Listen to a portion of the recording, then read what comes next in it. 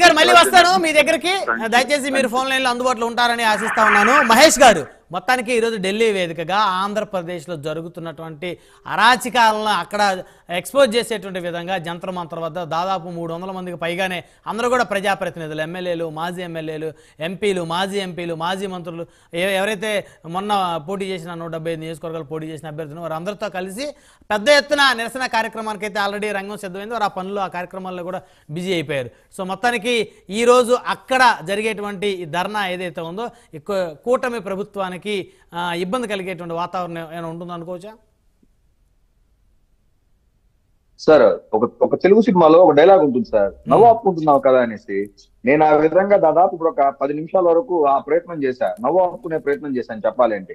తెల్లారు లేస్తానే వైఎస్ఆర్సీపీ వాళ్ళ లైన్లు ఢిల్లీలో నుంచి మన నారాయణ గారు ఎవరైతే ఉన్నారో ఆ వాయిస్ తీసుకుంటే అర్థమైపోతుంది అక్కడ పరిస్థితి ఏంటని. నిన్న నాకు ఇక్కడ లోకల్ గ్రూప్స్ లో ఒక వైఎస్ఆర్సీపీ సంబంధించి చిత్తూరు జిల్లా నుంచి ఒక బలమైన నాయకుడు 1000 మందితో అక్కడికి వెళ్తున్నాము, మేము రేపు ఢిల్లీ దద్దరలు ఇస్తామని చెప్పి ఒక గ్రూపుల్లో ఇక్కడ మెసేజెస్ ఫార్వర్డ్ అయింది. మీరేమో అడిగినప్పుడు ఎంత 200 మంది ఉంటారా అంటే, ఎందుకంటే 2000 ఉంటారని చెప్తారనుకున్నాను, లేదంటే ఒక 300 మంది ఉంటామని చెప్పారు. నిన్న 2 ఎమ్మెల్సీలు ఇక్కడ నేరుగా నిన్న సభకు వచ్చేసారు శాసన మండలికి. ఏం అక్కడికి పోలేదా అంటే, లేదు ఫ్లైట్ టికెట్ దొరకలేదు కాబట్టి మేము పోలేదని చెప్పిన ఇన్ఫర్మేషన్ కూడా ఉంది ఇక్కడ. సో మీరేంట్రా అంటే ప్రజా ప్రతినిధులు అంటారు, వీళ్ళకున్న ప్రతినిధులే ఒక 11 ఈ పక్క, ఆ పక్క ఒక 4. ఓకే, ఇప్పుడు చూడాలా కోడాలు నాండి వస్తాడా, లేకపోతే రోజా వస్తుందా, లేకపోతే అంబటి రాంబాబు వస్తాడా, వీళ్ళంతా వస్తారా? సార్ వీళ్ళు మాట్లాడితే పట్టించుకునే వాళ్ళు ఎవరు సార్? 151 సీట్లు వచ్చినప్పుడు వీళ్ళు మాట్లాడితేనే పట్టించుకునే వాళ్ళు. ఇక్కడ నేను పట్టించుకునే వాళ్ళు లేరు అని చెప్పడం కంటే కూడా, ఏదైతే ఒక నెల అయింది ప్రభుత్వం తీసుకొచ్చి ఒక నెల రోజుల్లో బడ్జెట్ ప్రవేశపెట్టారు. ఢిల్లీలో కేంద్ర మంత్రులు చాలా బిజీగా ఉన్నారు, ప్రధానమంత్రి అయితే చాలా బిజీగా ఉన్నారు, డిఫరెంట్ స్టేట్స్ కు సంబంధించి ఇన్ఫర్మేషన్ గ్యాదర్ చేసుకుంటా. రక్షణ శాఖలో కూడా వాళ్ళు డిఫరెంట్ ఫండింగ్ ఇచ్చున్నారు, దాని మీద వాళ్ళు కాన్సన్ట్రేట్ చేస్తున్నారు. నిర్మలా సీతారామన్ గారు అయితే జగన్మోహన్ రెడ్డి గారు సహజంగా కలిసేది ఎక్కువ అంటే నిర్మలా సీతారామన్ గారిని. ఇప్పుడున్న పరిస్థితుల్లో ఈ బడ్జెట్ మీద ఈ రోజు పార్లమెంట్ కూడా చాలా టఫ్ గా ఉంది. అక్కడ ఇద్దరు ఇండియా కూటమికి ఎన్డీఏకి చాలా టఫ్ ఉంది. సో వీళ్ళు ఇంత డిఫెన్స్ లో ఉన్నారు, వాళ్ళు అడిగిన క్వశ్చన్స్ కి ఆన్సర్ చెప్పాలా, చాలా జరగాల. ఈ పక్కేదో ఆ పక్కన పిల్లలు ఆడుకోపోని చెప్తాడు ఒక సినిమాలో డైలాగు, పక్కపోరా బాబు అనేసి. ఆ విధంగా ఈ రోజు నేనేమంటానంటే, అనవసరంగా మీరు ఢిల్లీకి వెళ్ళి ఏపీ బ్రాండింగ్ ని పాడు చేయాలనుకుంటున్నారు. మీ ఉద్దేశం నిజంగానే ఇంటెలిజెన్స్ బ్యూరో దగ్గర లేకపోతే సిబిఐ దగ్గర వాళ్ళకున్న ఇన్ఫర్మేషన్ ఏదన్నా ఉన్నట్టయితే డెఫినెట్ గా స్టేట్ వాళ్ళు పట్టించుకుంటారు. అయినా నెల రోజులకి రాష్ట్రపతి పరిపాలన అడగడం సార్ కామెడీగా చెప్పాలంటే. మనం 5 సంవత్సరాలుగా సర్వనాశనం చేస్తాం రాష్ట్రాన్ని, రాజధాని లేకుండా చేసిందని చెప్పి నేను సాక్షాత్ ఒక ఫైనాన్స్ మినిస్టర్ చెప్పడం జరిగింది. దేశానికి సిగ్గుచేటు. మొన్నటి వరకు సౌత్ ఇండియా మాత్రం చేసి మనకు రాష్ట్రానికి రాజధాని లేదని, నిన్నటితో భారతదేశం మొత్తం తెలిసిపోయింది అసలు మనకు రాజధాని లేదు, గత ప్రభుత్వం ఎవరు పరిపాలించాలని చెప్పి. సో కాబట్టి ఏదో ఒక లో బేస్ వాయిస్ లో ఏదో భారతదేశంలో ఆంధ్ర రాష్ట్రంలో ఏదో జరిగిపోయింది, దీనికి మీరు ఎవరి దగ్గరికి వెళ్తారు సార్? మనం ఏమన్నా ఎన్డీఏ పక్క, లేకపోతే మనం ఇండియా కూటమి పక్క? భారతదేశంలో కేవలం కొన్ని రాజకీయ పార్టీలు మాత్రమే ఇట్లాంటి స్టాండ్ తీసుకునేది. అందులో ఒకటి బీఆర్ఎస్, 2 వైఎస్ఆర్సీపీ, 2 దిక్కు లేకుండా పోయింది. ఈ రోజు ఒకటి ఆ పక్కన ఉండాలా, ఒకటి ఈ పక్కన ఉండాలా. ఏ పక్క లేని గోడ మీద ఉన్న పార్టీలు బీఆర్ఎస్ పార్టీ, వైఎస్ఆర్సీపీ పార్టీ. మన పునాదులే సవాల్ మీద స్టార్ట్ అయింది కాబట్టి మనం సవాల్ రాజకీయాలే చేస్తాం, ఇలాంటి విషయాలే మాట్లాడతాం. ఏ రోజున పోలవరం కోసం ధర్నా చేశారా? ఏ రోజున అమరావతి కాదు 3 రాజధానుల పెట్టుబడుల కోసం ధర్నా చేశారా? ఏ రోజున స్కిల్ డెవలప్మెంట్ గురించి లేక ఉద్యోగాల గురించి ధర్నా చేశారా? పోనీ వీళ్ళ దాంట్లో ఒక్క మంత్రి అన్నా మాట్లాడారా? ఒక్క ఎంపీ అన్నా పార్లమెంట్ లో మాట్లాడారా? మనం చూడండి, జగన్మోహన్ రెడ్డి గారు ఎప్పుడు ఢిల్లీ వెళ్ళినా కూడా మోదీ గారిని రాజధానికి సంబంధించిన పెట్టుబడుల కోసం, పోలవరానికి సంబంధించిన పెట్టుబడుల కోసం, రాష్ట్ర ప్రయోజనాల కోసం ఆయన ఎప్పుడు వెళ్ళినా కూడా ప్రతిసారి కూడా చర్చించిన పరిస్థితి ఉంది అనేది వారు పదే చెప్తున్నమాట. సార్ నేను మీకు ఇంత ముందు కూడా ఒక డిబేట్ లాగే చెప్పాను సార్, ఆయన ప్రతిసారి చర్చించింది. ఆయన వెళ్ళిన ఢిల్లీ టూర్స్ అంతా కూడా ఎలా ఉంటుందంటే, కేవలం డేట్లు మార్చి తిరిగి అదే press note CMO office release చేస్తారు. అక్కడ డిస్కస్ చేసిన దాఖలు లేవు. ఎవరు చెప్పారు సార్? ఇప్పుడు నిన్న చూడండి సార్, వెరీ సింపుల్, నిన్న బడ్జెట్ కేటాయించినారు, దాని తర్వాత సెంట్రల్ మినిస్టర్ కూడా వివరణిస్తున్నారు.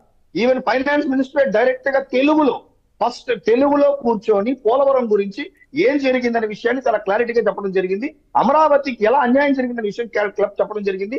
దాదాపు నాకు తెలిసి 13 జిల్లాలో 8 వెనుకబడి జిల్లాలకు కూడా సపరేట్ ప్యాకేజ్ ప్రకటించడం జరుగుతుంది. ఇది కాకుండా ఎక్స్ట్రా కూడా ట్యాక్స్ రూపంలో 5,700 కోట్లు ఇంతకు ముందు పోల్చుకుంటే ఇవ్వడం జరుగుతుంది సార్. సో ఎవ్రీథింగ్ ఆంధ్ర అనేది ఇప్పుడు చంద్రబాబు నాయుడు గారు, పవన్ కళ్యాణ్ గారు blessings of national party Modi గారి యొక్క దీంతో ఏపీ అనేది వెరీ ఫార్వర్డ్ గా వెళ్తాంది. ఇది ద బెస్ట్ వెళ్తాంది. ఈ యొక్క బ్రాండ్ ని స్పాయిల్ చేయడమే జగన్మోహన్ రెడ్డి యొక్క పని. జే బ్రాండ్ అంటే జగన్మోహన్ రెడ్డి బ్రాండ్ ఏంద్రా అంటే ఎదుటోని స్పాయిల్ చేయడమే. జే బ్రాండ్ తో ఒళ్ళు స్పాయిల్ చేసినారు. ఇప్పుడు ఢిల్లీకి వెళ్ళి ఆంధ్ర బ్రాండ్ స్పాయిల్ చేయడం. ఇట్లాంటి ట్రాప్ లో ఈసారి పడే పరిస్థితి లేదు. ఎందుకంటే సెంట్రల్ కూడా తెలుసు ఆంధ్ర రాష్ట్రంలో ఏం జరిగిందని చెప్పి. 11 సీట్లు ఇచ్చిన తర్వాత ఏంటి సార్ ఇంకా కూడా మాట్లాడడం. సో ఈ రోజు వైకాపా ఢిల్లీ ధర్నా ప్రోగ్రామ్ ఏదైతే ఉందో అది ఫెయిల్ అయ్యిందంటారా సార్? నేను ఇప్పుడు యాక్చువల్లీ మీతో మాట్లాడుతున్నప్పుడు నేను CNN ఛానల్, రిపబ్లిక్ ఛానల్స్, ఆ తర్వాత నాకున్నటువంటి కొన్ని ఛానల్స్, టైమ్స్ లాంటి ఛానల్స్ లో కొట్టి చూశాను. జగన్మోహన్ రెడ్డి గారి ప్రోగ్రామ్ ఇన్ ఢిల్లీ అని చెప్పి. నాకు ఎక్కడైతే దొరకట్లేదు సార్, ఏ లింక్ కూడా దొరకట్లేదు, ఏ డేటా కూడా నాకు రావట్లేదు. 300 మందితో ధర్నా అండి సార్. అందరూ కుట్ర చేశారా ఆయన సంబంధించిన అంశాలు ఏవి కూడా బాహ్య ప్రపంచంలోకి రాకుండా? సార్ మనం జగన్మోహన్ రెడ్డి గారిని మనం పడగొట్టాల్సిన అవసరం లేదు సార్. ఆయనే పడిపోతారు సార్. వాళ్ళ సెల్ఫ్ గోల్ వేసుకోవడంలో ద బిగ్గెస్ట్ పొలిటీషియన్ ఎవరన్నా, the best politician, self gold politicians ఎవరన్నా ఉన్నారంటే ఈ రోజు జగన్మోహన్ రెడ్డి సార్. నా డౌట్ ఏంటంటే ఈ రోజు ఇంకా కామెడీ అయిపోతారని భయం నాకు ఢిల్లీలో. ఈ రోజు ఎలాగో ఢిల్లీలో అడిగే క్వశ్చన్లకి మనోడు ఏం చెప్తాడో తెలియదు అక్కడ సమాధానాలు. ఇంకా ఫన్ మెటీరియల్ అయిపోయి రేపు నేషనల్ మీడియా లెవెల్లో మనోడు ట్రోల్ అయ్యాడు అనుకోండి, నా బాధ అది సార్. ఎందుకంటే ఇట్లాంటి వాడు లాస్ట్ టైం గెలిపించుకున్నారని చెప్పి మన మీద కొంచెం తక్కువగా చేస్తారు. ఇప్పటికే తక్కువగా చేస్తున్నారు, ఇంకా వాల్యూ తగ్గిపోతుందని నేను అనుకుంటున్నాను సార్. కాబట్టి నేను కూడా సార్ జగన్మోహన్ రెడ్డి గారి ఢిల్లీ టూర్ అనేది ఎక్కువ మనం మాట్లాడడం వల్ల నేను ఎక్కువ ఢిల్లీ పదం చెప్పడం వల్ల ఢిల్లీ గురించి తెలిసిపోతుంది.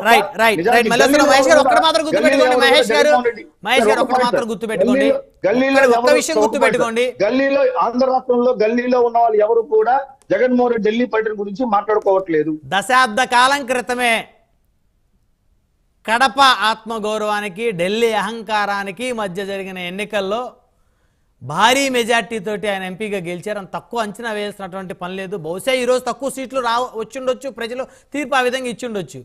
కానీ ఆయనకి ఏదో ఒక రోజు ఖచ్చితంగా భవిష్యత్తు ఉంటుంది. ఎందుకంటే గతంలో పోరాట స్ఫూర్తి, గతంలో ఆ స్పిరిట్, గతంలో ఆ స్పీడ్నెస్ ఏదైతే ఉందో అవన్నీ కూడా ఒకసారి గుర్తు తెచ్చుకోవాలి. అంత తక్కువ అంచనా వేయాల్సిన అవసరం లేదు. ఎందుకంటే గతంలో ఢిల్లీ మీద ఆయన తిరగబడ్డాడు కాబట్టి.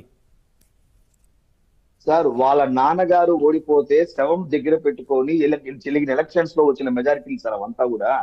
అలా తీసుకున్నట్టయితే విజయమ్మ గారు వైజాగ్ లో ఓడిపోయినారు సార్. అది ఆ కాంటెక్స్ట్ లో ఆ రోజు ఉన్నటువంటి ఎమోషన్స్ లో జరిగిన గేమ్ సార్.